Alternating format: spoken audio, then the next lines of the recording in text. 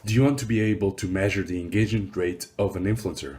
Are you choosing the wrong influencers without looking at their engagement rate? Well, then today I'm going to show you how you can measure it very simply. Coming up next.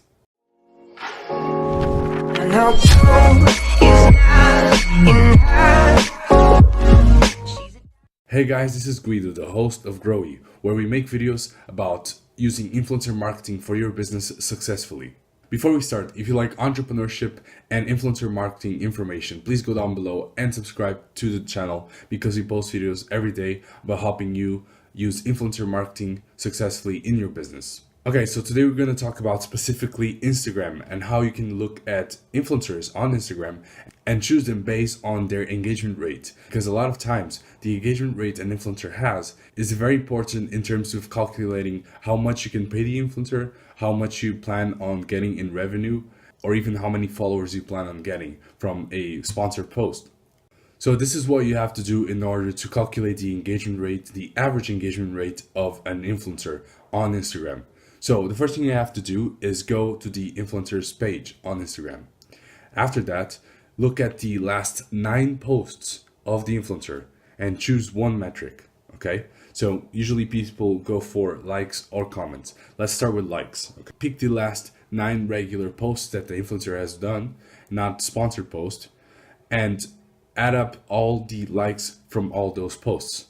So imagine the influencer has an average of 1,000 likes per post. It will be around 9,000 likes, okay?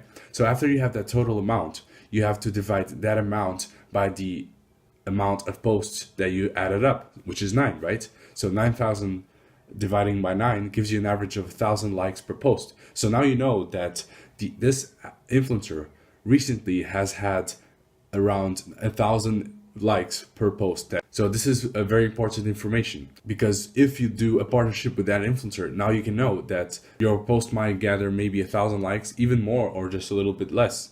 So you can calculate based on that. And now after that, to calculate the exact engagement rate regarding likes, you get the amount of likes, the average likes per post, which in this case is 1,000. And let's imagine this influencer has 10,000 followers. Well, you divide 1,000 by 10,000 and you get 10%. Okay, so that's your engagement rates for likes.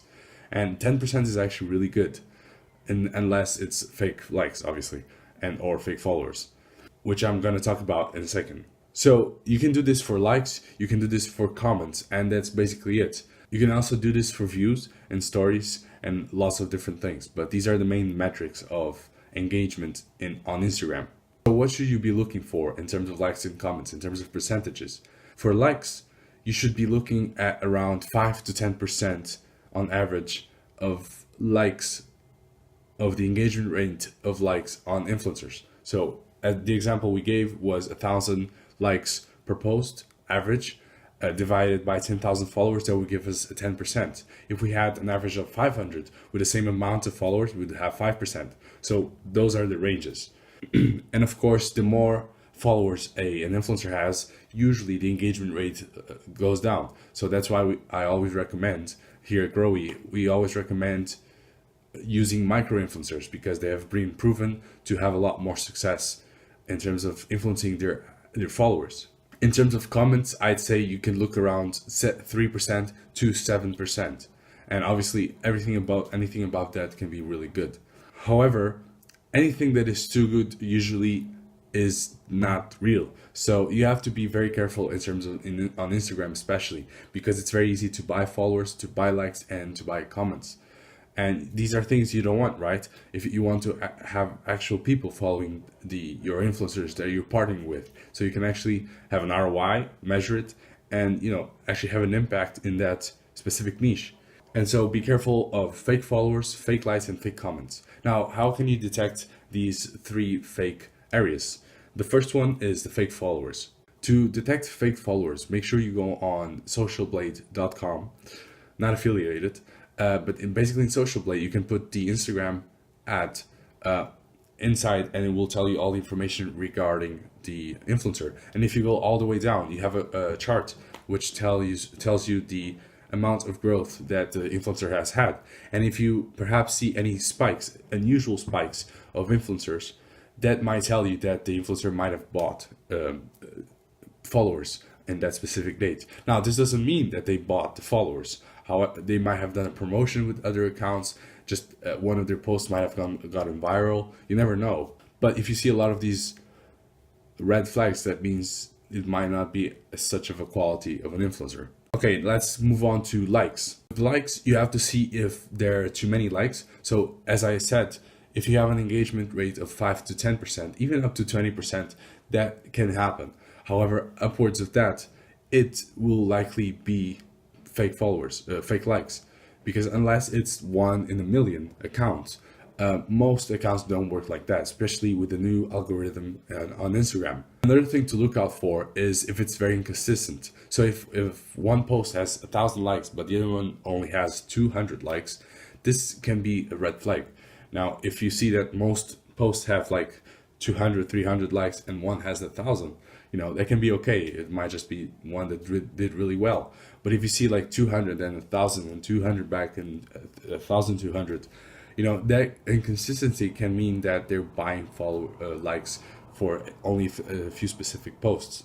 And that is not too good to have as a partnership. The third and last metric that you can have to be aware of in terms of being fake are the comments. Comments are, I'd say, one of the most usual, especially with the follow strategy that a lot of accounts follow. And so you can see a lot of comments saying like, check out my page. Like, obviously the most promotional are the ones that are easier to spot, the ones that say to bring them back to their own page. And those obviously you don't want. But besides those, you can have a lot of generic comments. The problem with this is that sometimes it can be hard to distinguish, because a lot of those generic comments could work in some posts of influencers.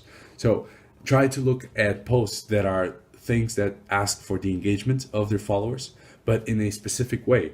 And if the comments are not related to that, then you can know for sure that the comments that are appearing are not really organic, or they're not really related to the audience that you'd like to market to. Anyways, I hope this helped you out understand the engagement rates and how to spot fake followers on Instagram and how to choose the best influencers in consequence of that. I hope this helped you understand more of that.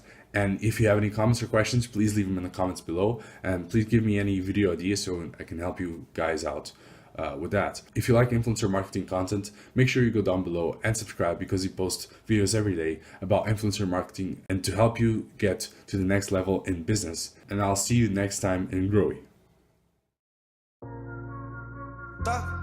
Why self-life?